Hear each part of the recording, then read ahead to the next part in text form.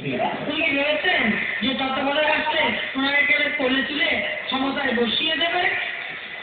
ওনাকে তো কোলে তুলে ক্ষমতায় বসাবেন না, সেটা ওনার বোঝা উচিত।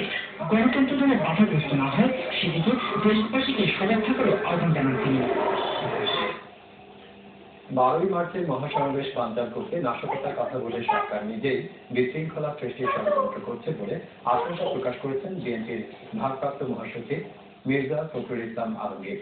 বিএনপির মহাসমাবেশকে ঘিরে হঠাৎ সরকারের নৈরাজ্যের প্রদর্শন সরকারের রাজনৈতিক দেউলিয়াত্বের প্রমাণ বলে মন্তব্য করেন তিনি।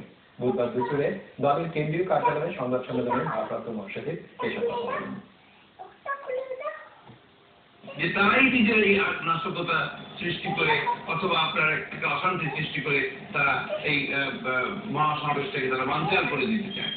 তাছাড়া তো এই কথাগুলো তারা কেন বলছে? কারণ আমরা তো অতীতে কখনো কোনো নাশকতার মধ্যে যাই, আমাদের শান্তিপূর্ণ করেছি, শান্তিপূর্ণ হয়েছে। বারবার করে আমরা বলছি যে আমরা শান্তিপূর্ণ মহাসমাবেশ হবে।